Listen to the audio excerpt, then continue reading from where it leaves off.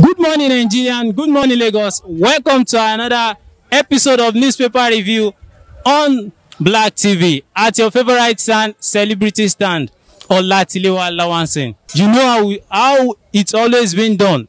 Let me get my paper. I'm coming back. Welcome back. Thank you for staying tuned. So the very first paper we are reviewing today is Punch newspaper. As you can see, we are starting off with Punch, the Punch newspaper. So, and the very first bold headline I can see is states to handle cases, NMA demand compliance from churches, mosque. PTF says Nigeria approaching phase 2. Phase 2 cases past 10,000. That means COVID-19 cases has passed 10,000 cases confirmed. So Nigeria are approaching the phase 2. So as we have phase 1, so now we are moving to phase 2. Buhari to decide on curfew, churches, mosque to reopen opening today. Woo! I'm very sure someone is excited. All those our don't let me go there. You know what I'm saying?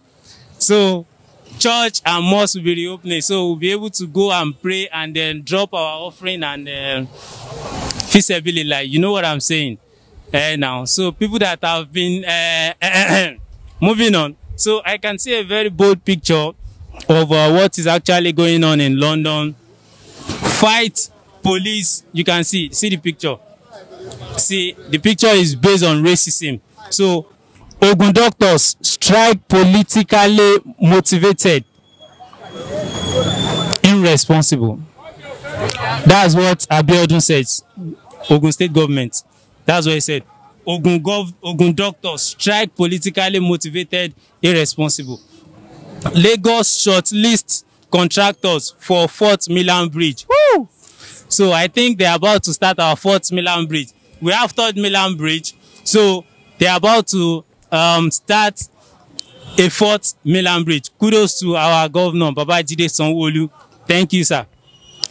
17 billion naira contract debt from inclusion budget. 17 billion naira contract debt from inclusion budget. That's a very, very tiny headline at the top of Punch newspaper. Obaseki, 7 APC government meet Tinubu, planned president's meeting. IPPIS, FG loot 800 billion naira paying ASUS, say Ngige. 800 billion. Wow. Still on the Punch newspaper, your loop-sided appointments will ruin Nigeria. Umar tell Buhari, direct or indirect, I will emerge APC candidate Akeredolu. That's all we have on the front page of the Punch. Federal government handle over COVID-19 battles to state government. So what is your take on it, sir? It's a good motion. Federal government has tried their best, sponsoring all the states, and to make sure that all the masses of Nigerians have a free from this global virus. Okay. And they've tried their best almost about 3 months or 4 months ago now. The federal government are doing their best to make sure that everybody is locked up and to make sure that the virus is not circulating in the federation. And for a long time now, the economy has collapsed in some states and the federal government also. Now, the state also should take their own response in the sense that they are the ones that control the economic of their state, and they want to revise the economy back. And the masses also are complaining about the lockup now because of their commercial activity, especially the entrepreneur people, the private organization, and the revenue. The government can never sponsor all the masses and in terms of feeding aspect and others. Now the state government should decide on their own. They are the one in control of the state and the masses in the state, so that they will know the next step through the local government and the grass level. Now the government, the federal government have tried their best. Let the state also hand over the other or their own affairs of their state. I don't think there has been a time federal government has been on the championing of it, or the head of it. States, because states decides on what they want and do what they want. Do you understand me? They are just emulating each other. This one is doing this. This one will follow. Because I have not seen the synergy. The first time or the second time they said the president will relax the whatever. Anambra State relax his own, followed by so other states. So it's not a surprise to me if they are taking it back to the states. Yes, because they have not been there. Obaseki to do that. Okay. Because of what? You know, there is no way you can accept the godfather in a political system of Nigeria. Okay. In the sense that dysfunctioning, one, and what is going on is that the issue of supremacy that is happening in our political sector. I didn't be that the federal government is functioning the political party and other political system in Nigeria. It will be anything differences between the other governor or the godfather. Now that Obaseki are clamoring for the settlement now, I didn't be the Obaseki we know the time we expire. The time we expire, all these differences that is happened, that traditional chiefs and leaders have intervened, they snub them. Now the election is very close and nearer now. So they are finding the only thing they are doing, they want to make the party not to lose the state. And I'm sorry to cut this, and the Asiwaju himself said he promised fair and transparent primary in Edo State. The state now, Obaseki, is depend on what the effort, the achievement that they have made in that state. Okay. We determine the return of Obaseki.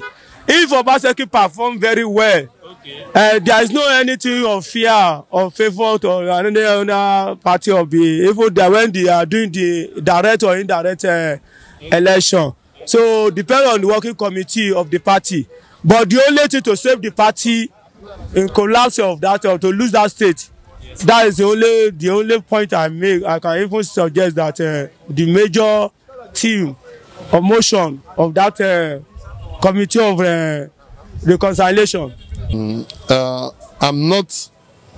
I don't see anywhere to sympathize to any of them.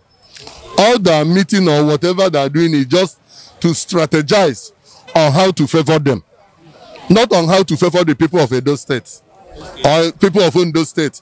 The governor and the deputy fighting. What are they fighting for? Their interests. Had there been any interest of the people? That's the question. So if they meet president, they meet vice, they meet Tinubu, it's not my business. Because they are just strategizing on what base for them to remain relevant.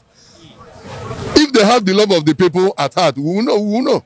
Alimonjiri will defend our land, vow the Igbo youth. So the issue of Alimonjiri is getting out of hand, most especially in this present regime. I'm an Igbo man.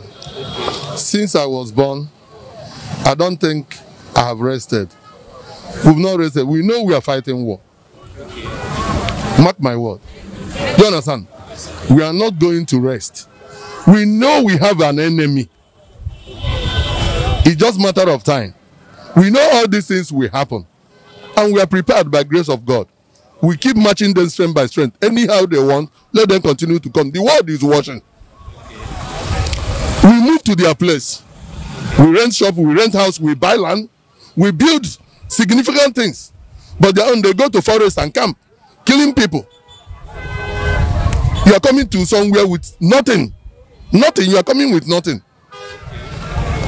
The police, DPO there, Fulani. Naval Command, Fulani. Army, Fulani. Immigration, Fulani. If anything happens, nobody comes to your rescue. It's proper that Igbo youths defend their land. Okay. Amajari, I don't know whether it is a monster. Okay. In fact, Amajari is a monster. Okay. Who created Amajari? Northern hegemony. Okay. Those northern elites Okay.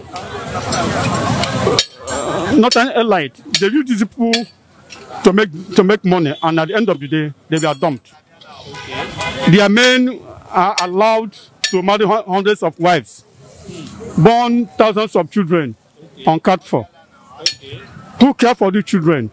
At the end of the day, they want to pass the burden to the southeast, who are well enlightened to maintain the status quo, who are enlightened to maintain family planning. Okay. Up north, there's nothing like family planning. Recently, Ahmad Ali, the Controller General of what do you call it, Customs, okay, took another wife at this age. Okay. How many children is he going to born? If he has money, let's use this money to better the lot of the downtrodden children in the north. Okay. Why are they pushing these people down east? To do what? Are they pushing them down east to prepare for war or to take over east? Okay. If they are trying to, if that is their aim, it's quite unfortunate. Every action of these northern elements must be tackled with. I urge the youths in the east not to relent.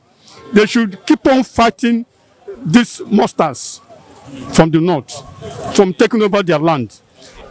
That's the question. You bear the children you can cut for. If you cannot cut up for them, one must bear them.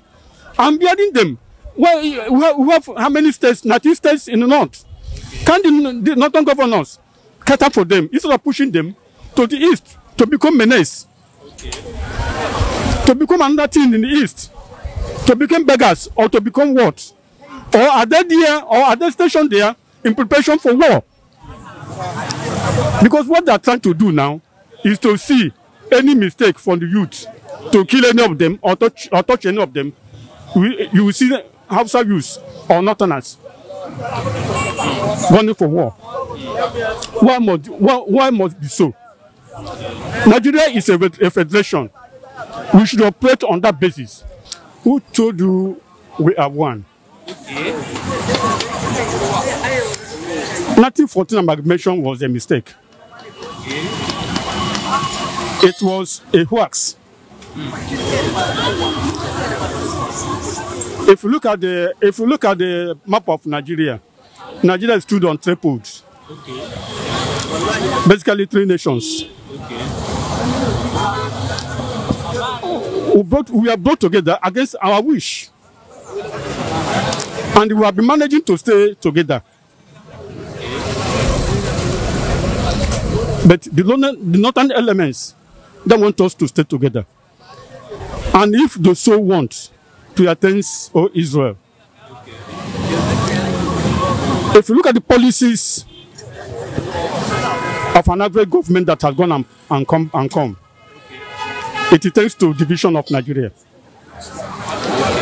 But it's come to clamors with the present administration. And therefore, there's no love again in Nigeria. I agree with you. Hitherto, we don't need to come to Igbo man don't need to come to Yoruba land with visa. Neither does Yoruba man go to North with visa. But when things come to this level, there's nothing one can do than to ask for freedom. An average Igbo man is not in a better position today. Igbo nation is one of the strongest blocks in Nigeria. I bet you today, if Igbo nation carves away from Nigeria, they have nothing like Nigeria. Okay. There's no love, there's no unity among Nigerians, so to say. So from your words now, I totally agree there is no love, there is no unity. So how do you think we can restore those things back to Nigeria?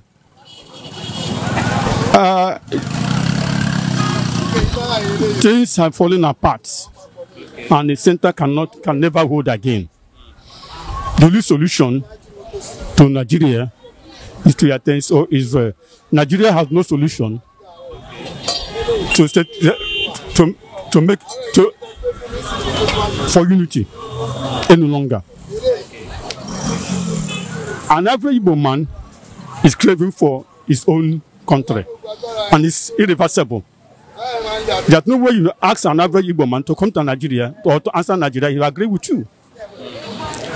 Even if Biafra is not achieved today, in our own generation, in next generation, it could be achieved.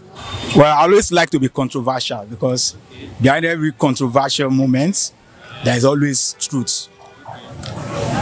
When someone could come out and tell me we are not one, it's not because, though tribalism might be creating, but that's not still what I will say is our problem. Because if one is telling me tribalism, even with Yoruba land, Ogun State have the Egbas, the Ijebus, the Yewas, and all that. Yet, they see great differences among themselves. Even when it comes to political issues, you see an Egba man will stand up, oh, you are an Ijebu man. Or they even see rotate supremacies among themselves. If you go to Oyo State today, we have the Oyo, the Ibadans, and all that. They still do the same thing. Come to Osun State, Ife is there, the Ogbomoshos are there, the Ijeshas are there. They still create that difference in supremacy among them because this one doesn't want to back down to this. So it's not just only about Nigeria as a country, but the people in it always create that differences among themselves that, this is where I came from or this is where you come from and all that. Now, if you now go back to the history of this country, it's not only Nigeria is being joined together. Go to other countries, there are a lot of other countries. Look at China today. It's countries among countries that made up China. Go to US today, it's still the same thing. There are many states in America that is even bigger than Nigeria. So you understand? But because we have this discrimination among each other, even if you go to Igbos now, if this man will say, oh, this man is an Anambra man, this one will say, oh, this one is from Ebonyi, you understand? We see create that differences among even the so-called tribal that we are talking about. And each Ekiri man, you go to the south side, and each Ekiri man to an Ijaw man, they see create that differences among themselves. So are you now trying to say is African mentality? Definitely, I can say it's African mentality because we so much imbibe in culture and language differences. As you can see, now look at it now. One of the solutions that could have come to it from the government is that why using state of origin instead of place of birth? Okay. Sure, you understand now. Why using state of origin instead of place of birth? Now, if I'm from Osun State, but I was born here in Lagos State, so I don't supposed to be saying, oh, I'm an Osun person anymore. I'm supposed to be saying I'm a Lagosian. So if I travel to Kano now, maybe work took me to Kano, I'm married there, and I gave birth to my child there, he's from Kano or she's from Kano. So no, but because we see hold ourselves on state of origin, that is why this discrimination now continue more and more. Sure, you are getting it now. That's why it continue more and more. Now, so on a situation based that, okay, an outsider cannot become a governor in Ogun State. An outsider cannot become a governor in Oyo State. But if you go to America today, even somebody can, once you are a nationality of US, even though you are from Kenya, you can become a governor in Alaska or become a governor in Ohio. And mind you, like what that man was saying, when you talk about the history of this country, do you know that there are other tribes that we have marginalized, that they are not even Igbo, they are neither Igbo, Yoruba, or Hausa, nor Hausa, but we have marginalized them. And you and I know that based on the origin of this country, we have 3 empires. And those 3 empires are no more there now. They've sidelined those 3 empires. The Oyo Empire, the Benin Empire, and the Kanem Bonu Empire. Now, if you go to the north now, where is the Bonu Empire? Is it Bonu that is dictating north? No. Likewise, you come to the east, Evaron, Benin is not now if you come to even the west, the Oyo Empire is not more there. They raised the Ife Empire, the Ife as a DC more than the Oyo Empire.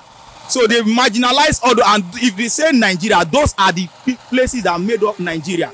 That is Niger, Chad, Mali, Senegal, trooping in because they have this common this thing together, common language and common culture together. You know, Hausa and Fulani in all those areas. So now that place has been an open area for them to be trooping in. If I must confess, the main Nigerians that are Hausas and Hausa Fulani, I think they've already benefit and they've now realized that, oh, being an educational person is the right thing for them. So the problem we are now having are the ones that are still trooping here. As you and I are talking right now, there are many Nigerians, Chadians that are trooping into Nigeria. So their first thing for them to do is to walk into that direction of Almajiri. Thereafter, maybe this, and this thing cannot stop if they did not make caution of that borderline area from Chad Basin to Niger and all that. Try to curtail them coming in, because even we that we are Nigeria, we are still struggling rather than allowing immigrants to be coming in. And immigrants that are coming in, we need the one that will be helpful to our economy, not the one that will be saying no. I am not in support of that statement, because if what they are giving us, the figures they are giving us is real, if the figures are real, means that the pandemic is very, very high in Nigeria. Because according to the paper this morning, they say we've entered the phase 2 of COVID-19, yes, which is 10,000. Yes. So now is when we enter the phase 2, and the federal government is saying is backing up on the states. So why will it be so? They don't need to back up, because it's their responsibility to take care of the masses. Because why is their responsibility? They take care. The figure they are giving us, as of 2 days ago, they say 500 and something. As of this morning, they say 300 and something. So it means that the pandemic is increasing every day. So they don't need to back up. They need to give support to the state and the local government and others. So they should not leave the state to be taking care of it, because it's general all over Nigeria. So they should continue taking their responsibility by backing it, supporting the states. All right, I'm very sure you pick 1 or 2 points from our today's newspaper review. Please, you can join us here live at Celebrity Stand Olatilewa Lawansin, Monday, Friday, or you join us on all our social media handles, Black TV, BLACQ, on all our social media handles, Instagram, Facebook, Twitter. And please subscribe to our YouTube channel at Black TV. Till I come your way on Friday, stay blessed, remain blessed. Thanks to the man behind the camera, Oluwadamilare. My name is Odusokpeyemi. Bye-bye.